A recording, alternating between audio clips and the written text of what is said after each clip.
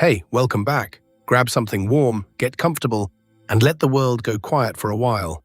I've got 3 stories for you tonight. One's a slow, satisfying payback, one's a quiet little mystery that still gives me chills, and the last one has a twist I genuinely didn't see coming. Let's get into it. My neighbor keyed my car for parking in front of my own house, so I let him keep doing it for 3 whole weeks before I made my move. His name was Gary, and Gary had decided, somewhere in that shriveled walnut he called a brain, that the public street outside my house belonged to him because his driveway was too narrow for his enormous truck. It started small. A note under my wiper that said, "Move your junk." Then the note got angrier. Then one morning, I came out to find a long silver scratch running the whole length of my passenger door, deep enough to catch my fingernail. No cameras on my side, no proof. When I knocked on his door, he just smiled and said, "Maybe I should park somewhere else," then closed it in my face. Here's the thing Gary didn't know about me. I work in insurance, specifically in fraud investigation, which means 2 things. 1, I know exactly how much a keyed car actually costs to fix, and 2, I know how to build a case slowly and quietly until it is airtight. So I did nothing. I kept parking in the exact same spot. Every few days there was fresh damage. Another scratch, a snapped wiper, once a smear of dog mess on my handle, and every single time I documented it. Date, time, photos with a newspaper for scale, the whole routine I'd watched 100 adjusters do. But the real move was the little battery camera I mounted inside my own front window, aimed straight through the glass at the curb. From the street, it looked like a phone charger. It was not a phone charger. For 3 weeks I collected footage. Gary at 10 at night with his keys out. Gary kicking my bumper. Gary, on one glorious clear evening under the streetlight, actually spitting on my windshield and giving it a little salute. I had 11 separate incidents, all time-stamped, all in beautiful color. Then I called my own insurance and filed the claim for all of it at once. Then I called the non-emergency police line and handed them a USB drive. And then the part I'd been saving, I mailed Gary a very polite letter on official-looking letterhead, informing him that he was being pursued for the full cost of repairs, plus the surveillance had been forwarded to the district attorney's office for criminal mischief. Gary came storming across the street that afternoon, red in the face, waving my letter. He started yelling that this was harassment, that I'd set him up, that no court would believe it. I let him finish. Then I told him to look up at my window and smile, because everything he was doing right now was also being recorded. He went very quiet. The damage total came to just over $4,000 across all the incidents. His truck insurance didn't cover intentional acts, so that came straight out of his pocket. The criminal mischief charge got him a fine and a mark on his record he was not happy about. But the sweetest part, the part I still think about, was the restraining order.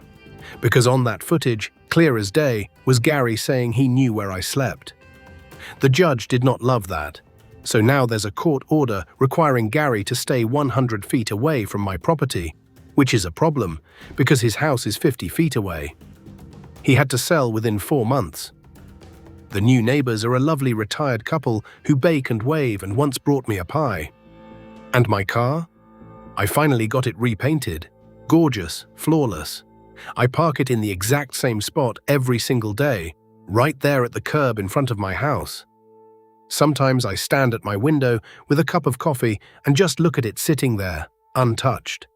And I think about how the cheapest thing Gary could have done was absolutely nothing at all.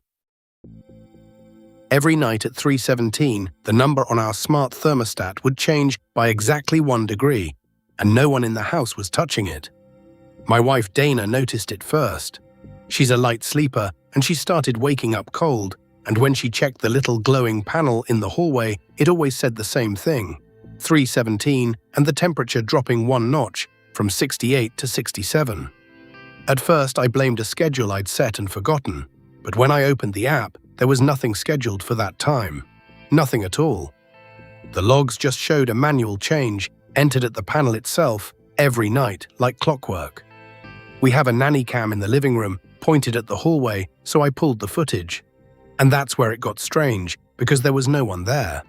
The thermostat sat glowing on the wall, and at exactly 3:17, the display flickered and the number ticked down, all by itself, with not a soul in frame. I told myself it was a glitch. A firmware bug, a dying sensor. I factory reset the thing, changed the password, unplugged it for a full day. The night I plugged it back in, 3:17 came and the number dropped.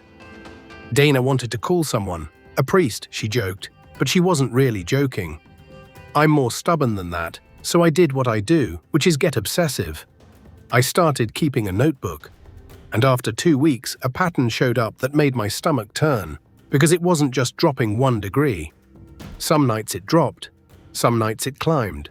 And when I wrote them all out in order, up, down, down, they weren't random. They repeated. 6-night cycles over and over. I'm no genius, but I've watched enough movies to try binary. Up for 1, down for 0. And the 6-night pattern, translated into a number, came out to a house number. Not mine. A different one. That should have been the end of my sanity, but instead it lit a fire under me. I looked up our thermostat's model and found a forum thread, buried deep, from another owner describing the exact same thing. Same time, same behavior. And in the comments, someone explained it in a way that made everything click, and also made my skin crawl. These thermostats, the older models, share data across a neighborhood mesh to balance energy loads. Ours had been improperly configured by the previous owner, and it was mirroring inputs from another unit on the same mesh.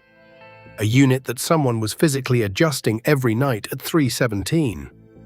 Our panel wasn't haunted, it was echoing a real person, in a real house, who got up in the dark every single night and touched their thermostat. The house number I'd decoded was real. It was 4 streets over. And that could have stayed a funny story, except I couldn't let it go, so I looked up who lived there. It was an assisted living home, and I remembered something the forum comment said, that the mesh only paired units set up during the same install window by the same contractor in the same month. So I called the home, feeling ridiculous, and asked, very carefully, if anyone there was in the habit of getting up around 3 in the morning. The woman on the phone went quiet. Then she said there was one resident, an old man who had lived in our house before us. He'd sold it when his wife passed. And every night, without fail, at the same time, he got up in the dark and turned the heat down 1 degree. Because that was the temperature his wife used to like, and turning it down was the last thing he did for her every night before bed, for 40 years. He didn't know his old thermostat was still whispering to ours. He didn't know we could hear him. We left it connected. Dana keeps a blanket by the bed now, and every night at 3:17, when the number ticks, we don't fix it. We just let the old man say goodnight to her 1 degree at a time. My best man stood up at my wedding, tapped his glass and told 200 guests that he'd slept with my bride. But that wasn't even the worst part of what he said. His name was Marcus. We'd been friends since we were 9, shared a locker in high school, stood at each other's graduations. When I asked him to be my best man, he actually teared up. So when he clinked that glass and everyone went quiet and warm and expectant, none of us were ready. He started normal. A joke about how I couldn't tie a tie until I was 25. People laughed. Then his voice changed, got flat, and he said, "Before you all raise a glass to this happy couple, there's something the groom deserves to know." And he looked right at Jenna, my bride, standing next to me in her dress, and he said, "We've been sleeping together for 8 months, including last weekend, and I have the messages to prove it." You could have heard a pin drop. Jenna's face went white. Her mother gasped. I felt the floor tilt, and Marcus just stood there, holding his phone up like a weapon, this awful little smile on his face, savoring it. Here's the part nobody at that wedding knew, and here's why I'm the one telling this story with a smile. 6 weeks earlier, I'd found a message on Jenna's laptop by accident. Not to Marcus, from a lawyer.